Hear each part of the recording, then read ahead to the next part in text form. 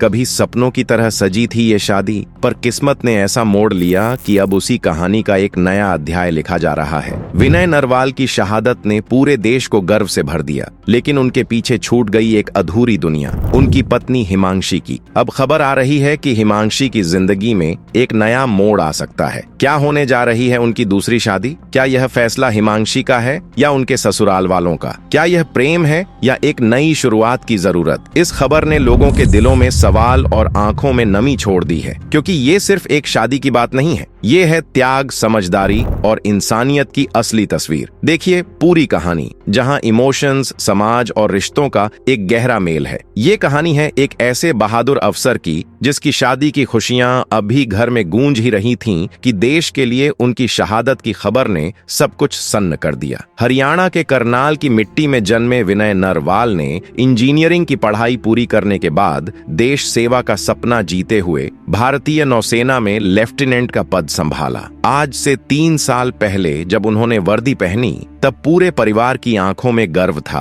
और दिल में तिरंगे के लिए जुनून। उनकी पोस्टिंग केरल के कोच्चि में थी, समंदरों से घिरे एक ठिकाने पर, जहां से देश की सुरक्षा की कमान संभाली जाती है। देशभक्ति का ये जज्बा विनय को विरासत में मिला था। पिता राजेश कुमार पानीपत में कस्टम विभाग में अधीक्षक और दादा हवा सिंह हरियाणा पुलिस से सेवानिवृत्त अधिकारी। सेवा उनके खून में थी। दूसरी ओर विनय की हमसफर बनी हिमांशी, गुरुग्राम की रहने वाली, शिक्षित और स्वावलंबी। एक रिसर्च स्कॉलर के तौर पर पीएचडी कर रही हैं और ऑनलाइन बच्चों को पढ़ाकर आत्मनिर्भर बनी हुई हैं। हिमांशी के पिता सुनील कुमार भी सरकारी सेवा में हैं और आबकारी एवं कराधान विभाग में कार्यरत हैं। विनय और हिमांशी की कहानी एक पारिवारिक मेल मिलाप से शुरू हुई। बातचीत का सिलसिला चला, सोच और सपनों का तालमेल हुआ और फिर इसी साल अप्रैल में मसूरी की वादियों में दोनों ने 7 फेरे लिए। 16 अप्रैल 2025 को उनका विवाह संपन्न हुआ और 3 दिन बाद करनाल में एक भव्य स्वागत समारोह ने परिवार की खुशियों को दोगुना कर दिया। पर किसे पता था कि शादी की मिठास अब भी पूरी तरह महसूस भी नहीं हो पाई थी कि नियति ने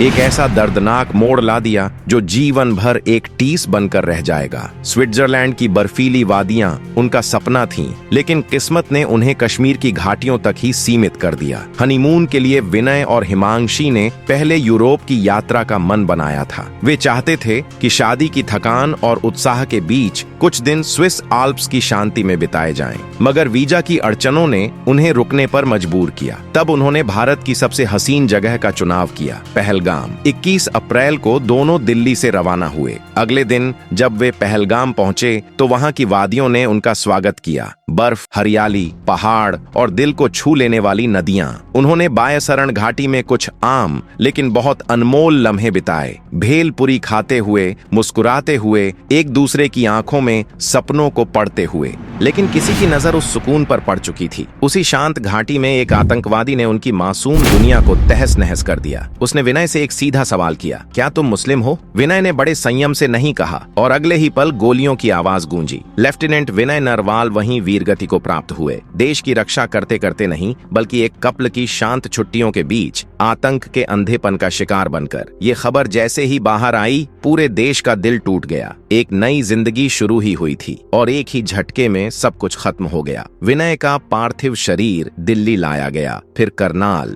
जहां पूरे सैन्य सम्मान के साथ अंतिम संस्कार किया गया। सबसे खास बात ये रही कि विनय की छोटी बहन सृष्टि, जो दिल्ली में यूपीएससी की तैयारी कर रही हैं, उन्होंने अपने भाई की अंतिम क्रियाएं पूरी जिम्मेदारी से निभाई। भाई के जाने का गम आंखों में था, लेकिन कंधों पर परिवार और परंपरा की जिम्मेदारी थी। लेकिन सबकी नजर अब उस लड़की पर थी जिसने अपना सुहाग कुछ दिनों पहले ही पाया था, हिमांशी। इस दर्दनाक हादसे के बाद जब हिमांशी ने मीडिया से बात की तो उनके शब्द कांपते नहीं थे, बल्कि एक संदेश देते थे। उन्होंने कहा, हमें नफरत नहीं, समझदारी की जरूरत है। आतंक का कोई धर्म नहीं होता, हमें इंसानियत के पक्ष में खड़ा होना होगा। जहां एक ओर उनके इस साहसिक बयान की सराहना हुई, वहीं कुछ कट्टरपंथी लोगों ने सोशल मीडिया पर उन्हें आलोचना का शिकार भी बनाया। मगर हिमांशी चुप रही, क्योंकि उनके शब्दों में विनय की सोच जिंदा थी। सरकार और सेना दोनों ने इस घटना पर गहरी संवेदना जताई। नई सुरक्षा रणनीतियों की बात हुई और विनय को मरणोपरांत वीरता सम्मान देने की प्रक्रिया शुरू की गई। लेकिन अब इस कहानी ने एक और मोड़ लिया है, एक ऐसा मोड़ जो भावनाओं, परंपराओं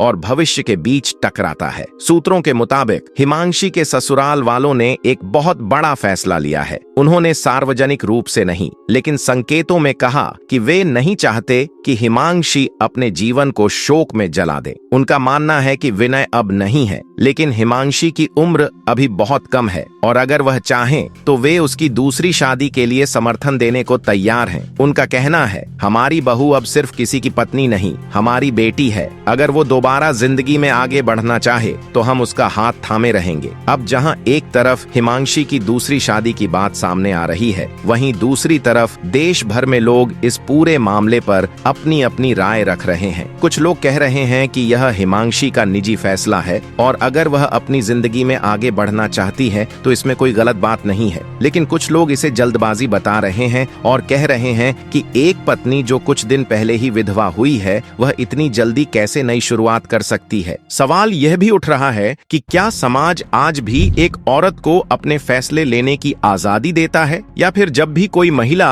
अपने लिए कुछ तय करती है तो उसे जज किया जाता है। हिमांशी के ससुराल वाले जो यह बात कह रहे हैं कि वह उसकी दूसरी शादी करवाना चाहते हैं, उनके इस फैसले को लेकर भी सोशल मीडिया पर दो तरह की राय बन गई है। कुछ लोग कह रहे हैं कि ऐसा करना बहुत बड़ी बात है, क्योंकि अक्सर ससुराल वाले बहू को बोझ समझने लगते हैं, लेकिन यहाँ उल्टा हो रहा है। वह चाहते हैं कि हिमांशी खुश रहे और अपनी जिंदगी फिर से शुरू कर सके। लेकिन कुछ लोग कह रहे हैं कि क्या यह फैसला वाकई हिमांशी की मर्जी से हो रहा है या फिर वह किसी दबाव में है, क्योंकि शहीद पति की मौत के बाद इस तरह की बात सामने आना अपने आप में बहुत बड़ा मसला बन जाता है। कई लोग कह रहे हैं कि अभी तो विनय की 13वीं ही हुई है और ऐसे में दूसरी शादी की बात करना बहुत जल्दीबाजी है। वहीं हिमांशी को लेकर भी लोगों की दिलचस्पी लगातार बढ़ती जा रही है। लोग उनके पुराने सोशल मीडिया पोस्ट खंगाल रहे हैं, इंटरव्यूज देख रहे हैं और उनकी हर एक्टिविटी पर नजर रखे हुए हैं। हाल ही में हिमांशी का एक और बयान सामने आया है, जिसमें उन्होंने साफ कहा,